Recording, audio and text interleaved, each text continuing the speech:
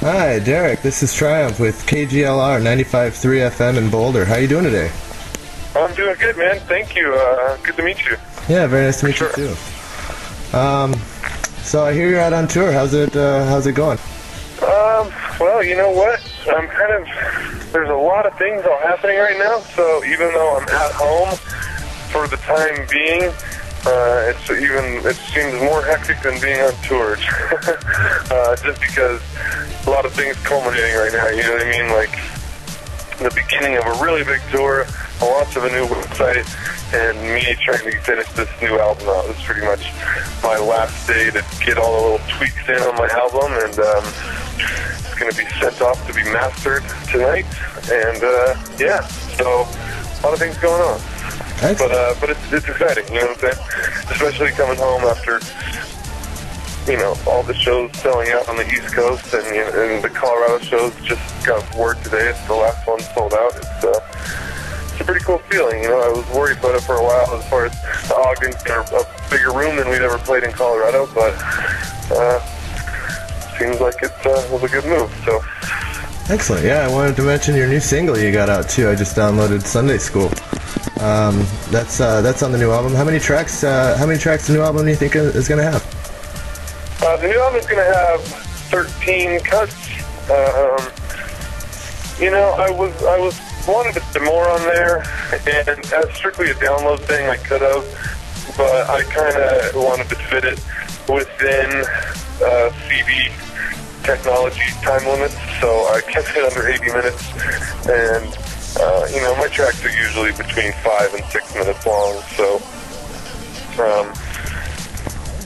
yeah, so 13 is what it is this time. I have a bunch of material left over that didn't fit within 3 minutes, so I very well might release a little, well, we'll see what happens, actually. I don't want to declare anything, but 13, yeah, 13 tracks. And Sunday School is, and then we put that out. It was the unmastered version, so the one on the record is gonna sound a bit different and be a little more hi-fi, but since I changed the release date a couple times, I wanted to give some people at least something, you know. Yeah. Excellent. So, yeah, this is a very non-commercial way about going about advertising and promoting your music and your style. I wanted to ask, how long, if you could even think, how long have you been active in non-commercial radio? Being played on the air, or maybe hosting, I don't know, even request lines? How long have I been active in just the sort of non-commercial model? Is that what your question is? Yeah, non-commercial model, but non-commercial radio, non-commercial media. Not just having your music downloadable online, but community resources. I've always been a big fan of that kind of stuff. You know, I've always been a big fan of college radio and like the local sort of community stations and stuff like that. And, you know, those have always been the main, the stations I have saved on my dial ever since I was, you know, in high school and stuff like that. And when I started putting out records, I guess I was always the first place that I took it. You know, before it was like a downloadable option, we always were trying to get it aired on local stations and stuff like that. And I remember trying to get like interviews and stuff like that. But I've always been a big fan of that. And like the whole free download thing kind of maybe spawned a little bit from that mentality. You know, just wanting to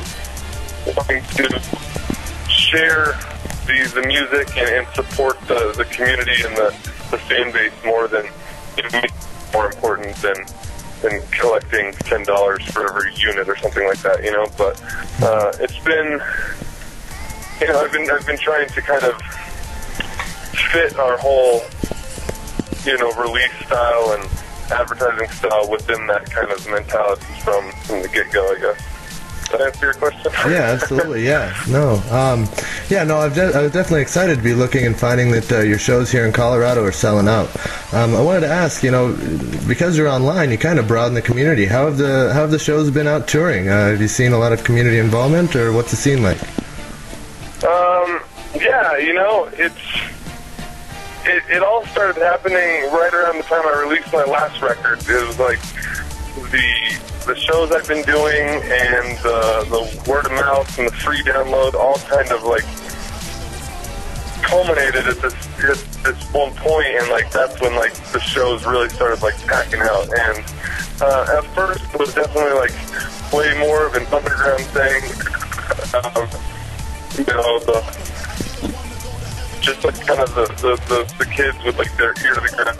But now as I'm like out touring, it's definitely starting to become, at least in like the younger, you know, like college scene, it's more of a known thing. And so I'm seeing more of like, I guess high school kids or like fraternity and sorority groups like that. And it's really wide, I guess, as far as who's coming to shows.